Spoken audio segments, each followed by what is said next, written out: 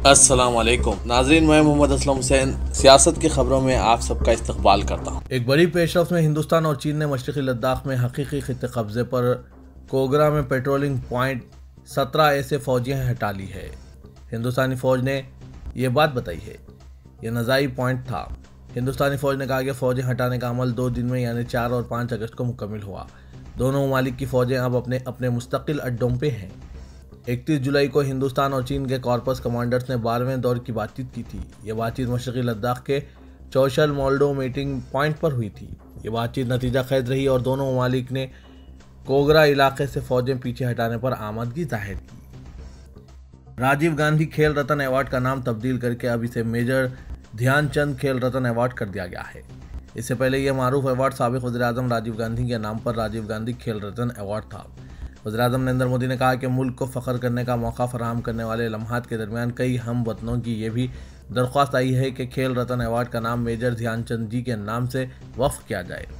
लोगों के जज्बात को मद्देनज़र रखते हुए अब इसका नाम बदल कर मेजर ध्यानचंद खेल रत्न अवार्ड रखा जा रहा है। वज़ीर-ए-आज़म ने मज़ीद कहा कि मेजर ध्यानचंद हिंदुस्तान के सफ़े अव्वल के खिलाड़ियों में शामिल थे जो हिंदुस्तान के लिए एजाज़ व फ़ख्र का बास बने। यह हर लिहाज से मुनासिब होगा कि हमारे मुल्क का सबसे बड़ा खेल एजाज़ इनके नाम से मौसूम किया जाए। सीरम इंस्टीट्यूट ऑफ इंडिया के सीईओ और पूनावाला ने आज कहा कि कोवैक्स नामी एक और कोविड-19 वैक्सीन हिंदुस्तान में इनकी कंपनी की जानिब से तैयार किया जा रहा है जो इस साल अक्टूबर के महीने में मुतारिफ कराया जाएगा। उन्होंने बताया कि 2022 की पहली छमाही के दौरान बच्चों के लिए भी वैक्सीन तैयार हो जाएगा। उन्होंने आज वज़ीर दाखिला अमित शाह से पार्लियामेंट के अहाते में मुलाकात की। श्रीनगर की तारीखी जामा मस्जिद में तकरीबन 4 महीने के वक्फे के बाद नमाज जुमा की इजाज़त दी गई। कोरोना क़वायद पर अमलावरी करते हुए मुसल्लियों ने 16वीं सदी की इस तारीखी जामा मस्जिद में नमाज जुमा अदा की। इस मौके पर ओहदेदारों की जानिब से अमन व ज़ब्त की सूरत हाल को बरकरार रखने के लिए सिक्योरिटी के सख्त इंतजाम किए गए थे। ओहदेदारों ने बताया कि नोएडा में एक मस्जिद के बाहर मुश्तबा IED धमाके के एक दिन बाद ही नमाज जुमा की अदायगी का मौका होने की वजह से सिक्योरिटी के सख्त इंतजाम किए गए थे। मस्जिद में आज ख्वातीन के लिए मखसूस गोशे में तकरीबन चंद डजन ख्वातीन ने भी नमाज जुमा में शिरकत की। अंजुमन औकाफ की जानिब से ऐलान किया गया था कि तारीखी जामा मस्जिद में इस हफ्ते नमाज जुमा का अहतमाम किया गया है। ताहम नमाज में शिरकत करने वालों को कोविड क़वायद पर सख्ती से पाबंदी करने की तलकीन की गई थी।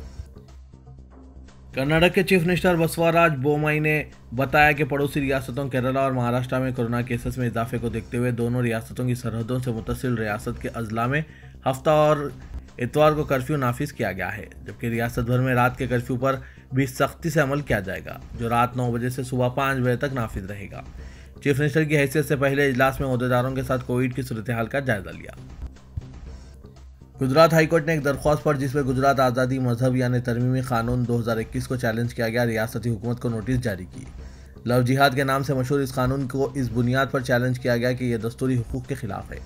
यह कानून मनमानी करता है और प्राइवेसी के हक की भी खिलाफ वर्जी करता है। चीफ जस्टिस विक्रम नाथ और जस्टिस बैरन विष्णु पर मुश्तमिल डिवीजन बेंच ने गुज़िश्ता रोज नोटिस जारी की। हाईकोर्ट बेंच ने रियासती हुकूमत के वकील से यह भी पूछा कि तरमीमी कानून में शादी के जरिए तब्दीली मजहब की जो बात कही गई है इसका मतलब क्या है। हालिया बजट इजलास में रियासती हुकूमत ने तरमीमी बिल मंजूर किया था जो गवर्नर की इजाज़त मिलने के बाद जारिया साल 15 जून से लागू हो गया। तरमीम को 2 दरख्वास्तों में चैलेंज किया गया है। एक दरख्वास्त जमीयत उल उलमा हिंद और जमीयत उल उलमा वेलफेयर ट्रस्ट ने दाखिल की, जबकि दूसरी अहमदाबाद के शहरी मुजाहिद नफीस ने दाखिल की। जमीयत उल उलमा हिंद के वकील मेहर जोशी ने कहा कि शादी के जरिए धर्म परिवर्तन या शादी को जुर्म बना दिया गया है। बैन मजहबी शादी कभी भी आसान नहीं होती। यह कानून मुख्तलिफ मज़ाहिब से ताल्लुक़ रखने वाले 2 बालिग़ अफराद को पसंद की शादी के हक़ से महरूम कर रहा है। शादी गैर कानूनी नहीं लेकिन इसे जुर्म बना दिया गया है। बॉलीवुड सुपरस्टार आमिर खान ने कहा है कि जम्मू कश्मीर की फिल्म पॉलिसी 2021 के नतीजे में वादी में फिल्मों की शूटिंग की राह हमवार होगी जो अपने खूबसूरत मुकामात के लिए जानी जाती है। आमिर खान और फिल्मसाज राजकुमार हिरानी की मौजूदगी में गुज़िश्ता रोज़ श्रीनगर में लेफ्टिनेंट गवर्नर मनोज सिन्हा ने नई फिल्म पॉलिसी का ऐलान किया था जिसका मकसद जम्मू कश्मीर को फिल्म साजों की पहली पसंद बनाना है। आमिर खान अपनी आने वाली फिल्म लाल सिंह चड्ढा की शूटिंग के सिलसिले में मरकजी ज़ेर इंतज़ाम इलाके में मौजूद हैं। हिंदुस्तान में मुस्लिम और ईसाई बरादरियों की पसमानदगी का जायजा लेने के लिए कोई नए कमीशन तश्कील देने की तजवीज़ ज़ेर गौर नहीं है। मरकजी वज़ीर अक़लियती उमूर मुख्तार अब्बास नक़वी ने यह बात कही। वो लोकसभा में गुज़िश्ता रोज़ TMC और कांग्रेस MPs के यकसा सवालात का जवाब दे रहे थे। सच्चर कमेटी ने मुसलमानों की पसमानदगी का जायजा लेते हुए कई सिफारिशात पेश किए जिस पर कोई भी हुकूमत ने संजीदगी से अमल नहीं किया। दुबई की हुकूमती इंसानी वसाइल की वफाकी अथॉरिटी के नए हिजरी साल 1443 के आगाज़ को मनाने के लिए जुमेरात 12 अगस्त 2021 को वफाकी हुकूमत के लिए आम तातील का ऐलान कर दिया गया। यह फैसला मुत्तहिदा अरब इमारात में आम तातीलात के लिए काबीना करारदाद की बुनियाद पर किया गया। मीडिया रिपोर्ट्स के मुताबिक अथॉरिटी के सर्कुलर में बताया गया कि मामूल के काम इतवार 15 अगस्त 2021 से दोबारा शुरू होंगे। अथॉरिटी ने नए इस्लामी साल की आमद पर सदर शेख खलीफा बिन जायद अल नहयान, नायब सदर व वजीर आज़म और दुबई के हुक्मरान शेख मोहम्मद बिन राशिद अल मखतूम और अबू ज़हबी के वली अहद, मुत्तहिदा अरब इमारात की फ़ौज के नायब सुप्रीम कमांडर शेख मोहम्मद बिन जायद अल नहयान, सुप्रीम कौंसिल के अरकान और इमारात के हुक्मरानों को मुबारकबाद दी। तुर्की के सदर रजब तैयब एर्दोगान ने इस्तांबुल में अपने बयान में मुल्क भर में जारी जंगलात की आग के बारे में मालूमात फराहम की। उन्होंने कहा कि 44 सूबों के 208 जंगलात में से 196 जंगलात में लगी आग पर काबू पा लिया गया है। उन्होंने कहा कि हमने जंगल की आग से निपटने के लिए अपने तमाम ज़राए को मुतहरिक किया है। ज़मीनी और फ़िज़ाई मुदाखलत ही के नतीजे में बड़ी सरहद से इस आग पर काबू पा लिया गया है। सिंगयांग के इलाके में पहले ही से चीन ने अपनी फ़ौज को भारी तादाद में तैनात कर रखा है। अब इस इलाके में बड़े पैमाने पर तैनात चीनी फ़ौज की निगरानी लेफ्टिनेंट जनरल वांग हाई चैंग करेंगे। चीन ने अपने ज़दा इलाके सिंगयांग में एक नया फ़ौजी कमांडर तैनात किया है। इस इलाके में हुक्काम ने 1 मिलियन से ज़ायद मुसलमानों को दहशतगर्दी और इंतहा पसंदी के खात्मे के लिए किए जाने वाले इक़दामात के ज़िम्मन में रिहैबिलिटेशन मराकिज़ में क़ैद रखा है। सिंगयांग में मुस्लिम अक़लियत यगूर नस्लों से आबाद है, ताहम इन्हें इम्तियाजी सलूक और जबर व इस्तिसाल का निशाना बनाने का सिलसिला गुज़िश्ता चंद सालों में गैर मामूली हद तक बढ़ा है। इस पर बहुत सी आलमी तंजीमें और इंसानी हुकूक़ के लिए सरगर्म इदारों ने नुक्ताचीनी भी की है। चीन का ये वसी अरीज़ शुमाल मगरबी इलाके एक हसास खित्ते में वाक़ है। इसकी सरहदें बहुत ही गैर मुस्तहकम हैं और ये वसती एशियाई रियासतों के अलावा पाकिस्तान और अफ़गानिस्तान से मिलती है। अफ़गानिस्तान इस वक्त एक नाजुक वक्त से गुजर रहा है क्योंकि 2 दिहाइयों बाद इस जंगज़दा मुल्क से अमेरिका और नाटो की फोर्सेस ने इनखला का काम अपनी हतमी मरहले में है। सिंगयांग के इलाके में पहले ही से चीन ने अपनी फ़ौज को भारी तादाद में तैनात कर रखा है। अब इस इलाके में बड़े पैमाने पर तैनात चीनी फ़ौज की निगरानी लेफ्टिनेंट जनरल वांग हाई चैंग करेंगे।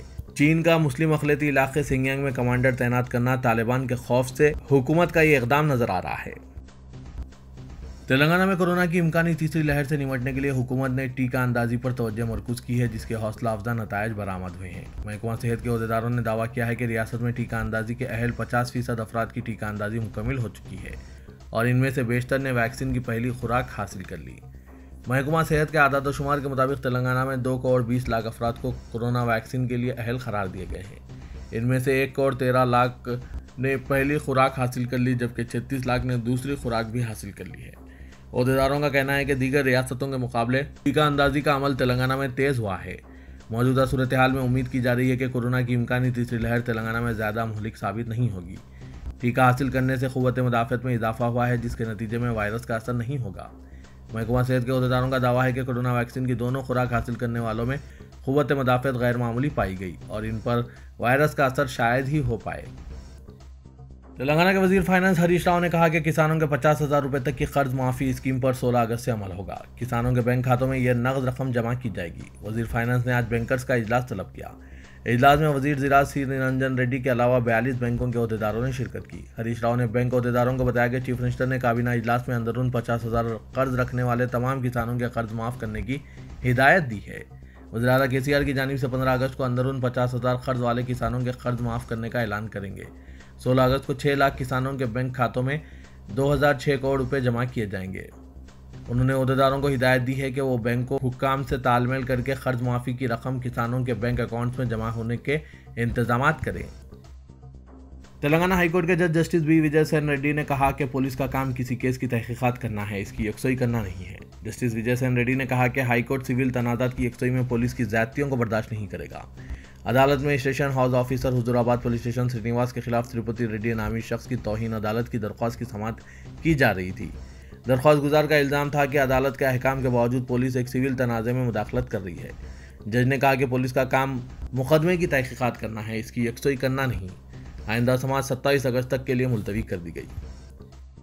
ग्रेटर हैदराबाद म्यूनसिपल कॉरपोरेशन की जानिब से कॉरपोरेशन में बढ़ती बदउनवानी और करप्शन के पेश नज़र बर्थ और डेथ सर्टिफिकेट की इजराई को आसान बनाया गया है। अब लोगों को बर्थ और डेथ सर्टिफिकेट्स के लिए दरख्वास्त दाखिल करने GHMC ऑफिस जाने की ज़रूरत नहीं है, क्योंकि कॉरपोरेशन हॉस्पिटल्स की जानिब से पैदाइश और मौत की दुरुस्त तफसीलात अपलोड करने के बाद 1 हफ्ते में सर्टिफिकेट जारी करेगा। हॉस्पिटल्स को तफसीलात अपलोड करने के 2 माह का वक्त दिया गया है। इस नए सिस्टम को हाल ही में शुरू किया गया है और इसके अच्छे नतायज बरामद हो रहे हैं। पहले लोग दवाखाने का जारी करदा सर्टिफिकेट दाखिल करते हुए दरख्वास्त देने के लिए GHMC ऑफिस जाया करते थे और फिर मेडिकल ऑफिसर सर्टिफिकेट मंजूर किया करते थे। अब इसको आसान और सहल बनाने के लिए GHMC ने एक नया सिस्टम शुरू किया है, जिस दवाखाने में पैदाइश और मौत की तफसीलात हासिल की जाती है। हॉस्पिटल पैदाइश और मौत की तफसीलात रास्त तौर पर GHMC को ऑनलाइन के जरिए रवाना करेंगे और इसके बाद कॉरपोरेशन की जानिब से 1 हफ्ते में सर्टिफिकेट मंजूर किए जाएंगे। जब बर्थ या डेथ सर्टिफिकेट तैयार हो जाता है तो दरख्वास्त गुजारों को इनके रजिस्टर्ड मोबाइल नंबर पर एक मैसेज वसूल होगा। लोग इनके करीबी सेवा सेंटर्स पहुंचकर इसकी कॉपी हासिल कर सकते हैं। तेलंगाना के वज़ीर आला के चंद्रशेखर राव ने मरकजी हुकूमत की जानिब से एक गज़ीट इलामिया के जरिए कृष्णा गोदावरी बोर्ड्स के हुदूद के तयीन के पस मंज़र में हुकूमत तेलंगाना की जानिब से इख्तियार की जाने वाली हिकमत अमली पर प्रगति भवन में एक आला सतह का तफसीली जायजा इजलास मुनक़िद किया। एक प्रेस नोट में बताया गया कि इजलास में रियासत तेलंगाना को पानी के अलॉटमेंट के कानूनी हिस्सेदारी पर बचावट ट्रिब्यूनल और ब्रिजेश कुमार ट्रिब्यूनल के फैसलों का भी तफसीली जायजा लिया गया। इजलास के दौरान मरकज़ के गज़ीट इलामिया पर भी तफसीली मुशावरत की गई। गोदावरी और कृष्णा दरियाओं से तेलंगाना और आंध्र प्रदेश को पानी के अलॉटमेंट के मामले पर भी तफसीली तबादला ख्याल हुआ। वज़ीर आला ने फिर एक मरतबा अहदेदारों पर वाज़ेह कर दिया कि वो तेलंगाना की ज़राअत रियासत के किसानों के वसी तर मफादात के तहफ़्फ़ुज़ के लिए काम करें और इस मसले पर पीछे हटने का कोई सवाल ही पैदा नहीं होता। आंध्र प्रदेश के जिला नेल्लूर के बाद इलाकों में लॉकडाउन का ऐलान किया गया है। जिले के कावाली में 6 बजे शाम तक अगले दिन सुबह 6 बजे लॉकडाउन नाफिज रहेगा। जिले के 10 दीगर मंडलों में भी लॉकडाउन नाफिज रहेगा। इनमें आत्माकोट, संगमरापुर, कोडालगोड, सोलोरपेट, नायडूपेट, टाडा, वेंचामूर और वेंकटगिरी शामिल हैं। जिला नेल्लूर में कोरोना की मजबूत शरह 4.5% है। चित्तूर, मशरकी गोदावरी और कृष्णा अजला में लॉकडाउन पर सख्ती से निफाज अमल में आ रहा है। हुकूमत की जानिब से कोविड को फैलने से रोकने के लिए कई इक़दाम किए गए हैं। इसी दौरान रियासत में कोरोना के मामला जारी हैं। गुज़िश्ता 24 घंटों के दौरान 81,505 नमूनों की जांच की गई, जिनमें 2,209 अफराद मुस्बित पाए गए।